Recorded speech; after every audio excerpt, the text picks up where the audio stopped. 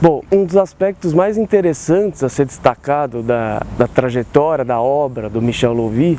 é que ele pertence a uma geração, de certa forma, que é uma geração que a gente poderia chamar de uma geração de transição histórica. Uma vez que ele se formou ainda no Brasil, ainda adolescente, na década de 50, com toda a efervescência que aqui tinha, com a atmosfera que tinha no Brasil do final da década de 50, estudou na USP da Maria Antônia, foi aluno de figuras como Florestan Fernandes, Fernando Henrique Cardoso, Ottaviani, ou seja, grandes nomes da sociologia brasileira, e no mesmo período também já começou a militar em pequenas organizações da esquerda, digamos, revolucionária, como a Liga Socialista Internacionalista, junto com Paul Singer, Hermínio Saqueta e outros, e um pouco mais tarde, na virada para os 60, a Polop, política operária,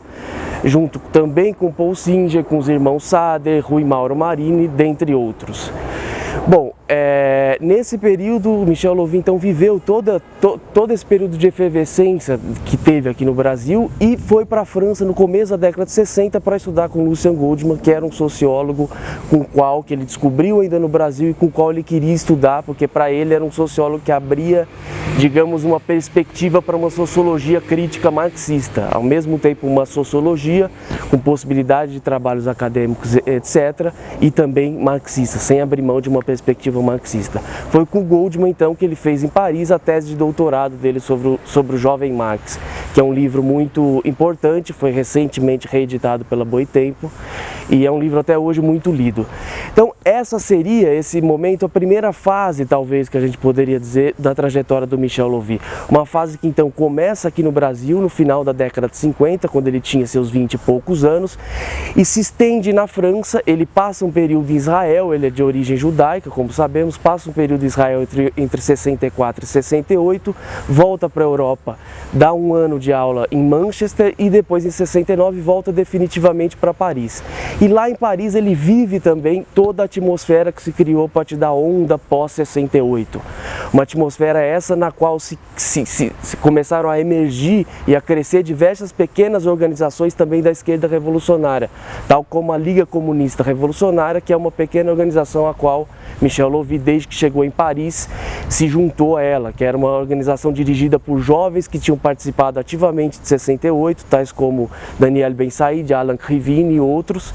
e que logo depois de 68 se filiaram à tradição da Quarta Internacional, à tradição trotskista. A partir de 68, então depois de 68, Michel vai fazer uma outra tese sobre Lukács, e essa seria então, digamos, até essa tese sobre Lukács, o período que seria a primeira parte da sua trajetória, que é um momento muito marcado por uma leitura voluntarista, por uma leitura subjetivista até do marxismo, uma leitura antideterminista na qual ele buscava a construção de uma subjetividade revolucionária para se pensar a revolução que para ele estava na ordem do dia. Quer dizer, para a organização a qual ele participava e para muitos intelectuais da esquerda pós-68 na França e na Europa de uma forma geral. O segundo momento da trajetória do Michel Louvi, a gente poderia dizer que é aquele que está mais ou menos vinculado ao primeiro, na qual ele vai desenvolver uma série de trabalhos sobre o que ficou conhecido como sociologia do conhecimento. Ele vai tentar desenvolver uma sociologia marxista do conhecimento, tomando como ponto de partida Karl Mannheim, sociólogo alemão muito importante, fundador da sociologia do conhecimento, mas através de Lukács e de Goldman, dando um direcionamento marxista para essa sociologia do conhecimento. Esses dois primeiros momentos, tanto na década de 60 quanto os trabalhos sobre sociologia do conhecimento na década de 60, são muito marcados por essa atmosfera otimista que se tinha na época, política e intelectualmente. São trabalhos onde há uma ênfase muito forte, onde há uma influência, uma inspiração muito forte no Michel Louvi, tanto do Lukács de História e Consciência de Classe, a questão da subjetividade revolucionária, da totalidade da dialética, quanto do ponto de vista político, a perspectiva da Rosa Luxemburgo de que a emancipação deve ser sempre uma autoemancipação dos trabalhadores. Essa é uma perspectiva que está muito presente nesses primeiros trabalhos do Michel Louvi, inclusive nos seus trabalhos de sociologia do conhecimento, na década de 60, onde ele vai colocar o proletariado, ou o ponto de vista do proletariado, como aquele que pode subverter e superar por seu detentor de um ponto de vista da totalidade aquilo que o Lukács chamava das antinomias do pensamento burguês, da qual a reificação é a sua principal expressão. A partir do final da década de 70, há como uma inflexão, que é uma inflexão em primeiro lugar histórico-política. Quer dizer, a derrota da Revolução portuguesa em 1975, o fracasso do ponto de vista da esquerda da transição espanhola também a partir da segunda metade da década de 70, a ascensão do neoliberalismo a partir de 79 com a Thatcher e depois com Ronald Reagan nos Estados Unidos, enfim, a derrota da greve dos mineiros na Inglaterra, tudo isso foi um conjunto de acontecimentos que foi sinalizando uma virada histórica e o fim daquele contexto de uma certa ascensão revolucionária, entre aspas, que se teve pós-68 na Europa. E a França, como a gente sabe, foi muito marcada por esse declínio. Assim como ela foi muito marcada pela ascensão do marxismo e da esquerda política, ela foi muito marcada por esse declínio. Paris se torna, a partir do final da década de 70, como disse o Perry Anderson certa vez, a capital da reação europeia. Embora haja um certo exagero nessa caracterização, tem um pouco de verdade, porque exatamente há uma mudança muito forte. E não por acaso é nesse momento que Michel Louvi vai descobrir um autor que vai ser fundamental para ele desenvolver a sua obra a partir daí, que é o filósofo alemão Walter Benjamin, um autor pouco explorado até então pela esquerda política revolucionária. E para o Michel Louvi vai ser um autor fundamental, porque vai ser aquele autor a partir do qual ele vai se orientar nesse novo contexto. Evidentemente que o Michel Louvi já conhecia o Walter Benjamin, tinha ouvido falar desde quando estudante, ainda aqui em São Paulo, na USP da Maria Antônia, ele estudava com Robert Schwarz, o Robert Schwarz o apresentou a obra do Walter Benjamin, mas era um Benjamin, digamos, mais brechtiano, mais um Benjamin preocupado com a reprodutibilidade técnica, com a arte moderna, etc. Em 79, o Benjamin que o Michel Louvi vai redescobrir é o Benjamin das teses sobre o conceito de história, é o Benjamin do projeto das passagens, ou seja, é um Benjamin fortemente crítico da modernidade, crítico do progresso. Então, ao descobrir esse Benjamin e ao ver na figura desse filósofo alemão uma espécie de bússola a partir da qual ele vai se orientar nos novos desafios que vão se colocando para a esquerda política e intelectual, o Michel Louvi vai estabelecer como um parâmetro, digamos, a partir do qual ele vai mobilizar uma série de temas e de questões, a temática ou a perspectiva da crítica da modernidade. Quer dizer, a ideia de uma atualização da crítica marxista da modernidade é o tema a partir do qual vão se mover vários outros temas específicos e que juntos compõem uma certa coerência, quer dizer, que é essa coerência da renovação do marxismo a partir da radicalização da sua crítica da modernidade, da sua crítica do progresso. Então, quer dizer, por exemplo, é esse o tema que vai pautar, por exemplo, a questão do romantismo. É à luz dessa questão da crítica, da necessidade de uma crítica da modernidade que o Michel Louvi vai retomar a tradição romântica, entendendo-a não como um movimento artístico literário do século XIX, tal como a gente está acostumado, mas sim como uma visão de mundo que emergiu simultaneamente ao capitalismo, que emergiu como uma sombra projetada, como uma negação projetada do capitalismo e que continua atual, continuou vigente e ainda continua atual enquanto o capitalismo moderno continuar existindo. Quer dizer, o capitalismo moderno se modificou muito desde os tempos de Marx, mas ainda é o capitalismo moderno. Nesse sentido, o romantismo, tal como entendido por Michel Louvi, permanece bastante atual. É por isso que para ele o romantismo é uma crítica moderna da modernidade, ou uma autocrítica da modernidade. Então é uma crítica que nada tem de passadista na visão dele. Pelo contrário, ela olha para o passado para refletir sobre o presente e para articular uma nova perspectiva de futuro. E o que é central nessa dimensão é exatamente a ideia de crítica da modernidade. Quer dizer,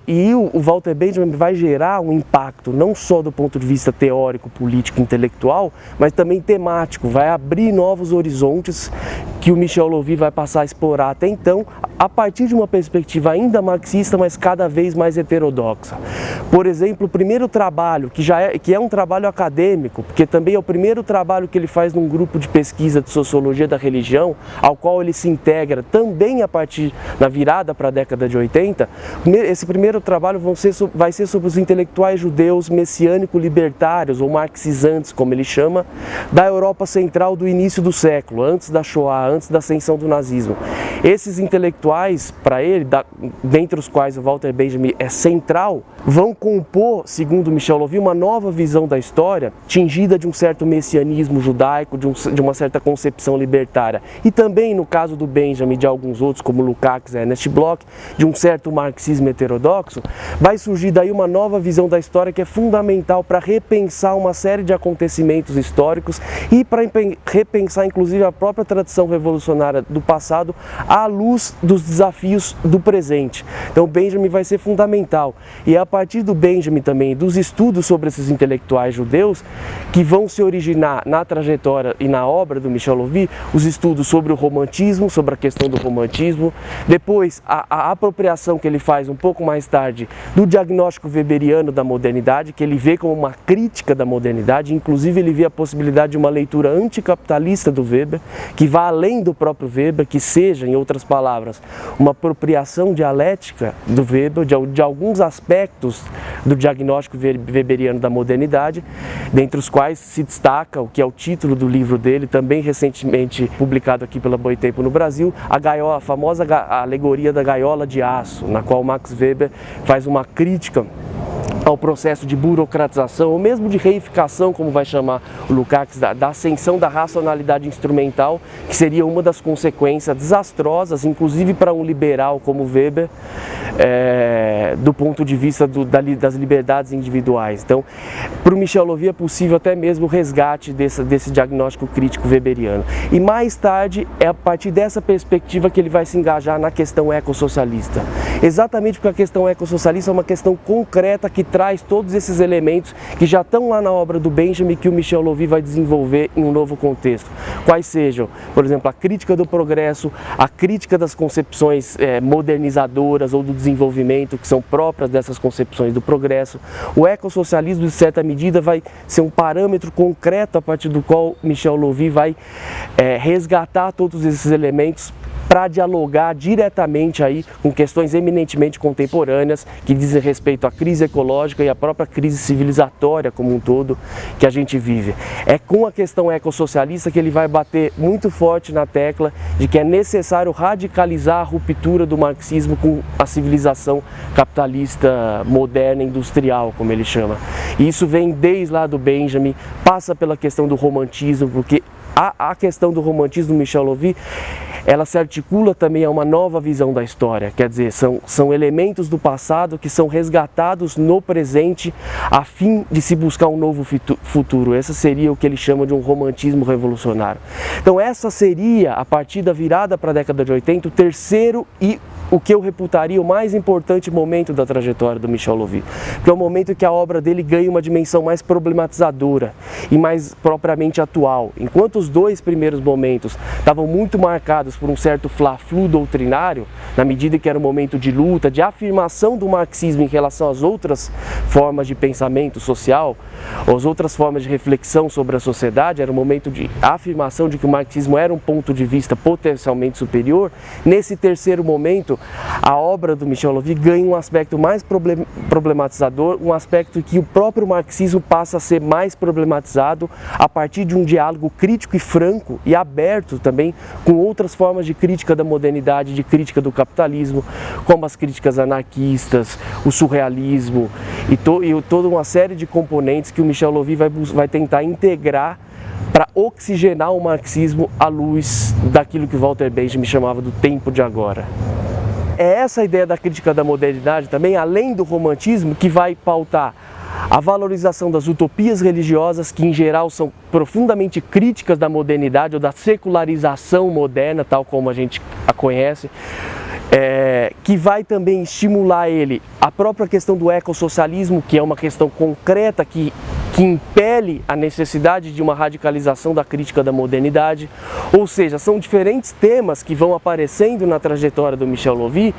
e sempre como elemento central está essa questão da crítica da modernidade. Não é à toa que o título do livro ficou Marxismo e Crítica da Modernidade, porque esses são os dois polos. Michel Louvi nunca vai deixar de ser um marxista, mas vai ser sempre um marxista cada vez mais heterodoxo e uma heterodoxia que vai se desenvolver, que vai se desdobrar a partir da ideia de crítica da modernidade, que é uma ideia que evidentemente não é nova, que é uma ideia que já está no marxismo, que é uma ideia que já está em Marx, o que ele vai fazer é enfatizar essa dimensão em detrimento de uma outra dimensão que também está em Marx e que foi enfatizada por uma outra dimensão, por uma outra tradição marxista, uma tradição que é pertencente àquilo que o Ernest Bloch chamava da corrente fria do marxismo, que é uma tradição que enfatiza mais os elementos científicos, os elementos de desenvolvimento das forças produtivas, do progresso, etc. E o Michel Louvi vai tentar pender a balança para o outro lado, vai tentar enfatizar o elemento de crítica da modernidade que já está no Capital, por exemplo, com a crítica do fetichismo da mercadoria, aquele elemento de crítica da modernidade que está num autor como Lukács, quando ele critica a reificação, história e consciência de classe, um elemento de crítica da modernidade que está em marxistas weberianos, entre aspas, como Adorno, Horkheimer, que mostram como a razão do progresso, a razão moderna, ela vai se desdobrar numa razão instrumental, que é uma razão profundamente destrutiva, baseada numa visão destrutiva de dominação da natureza, e que é uma crítica da modernidade que vai estar no centro da filosofia política de um autor como Walter Benjamin.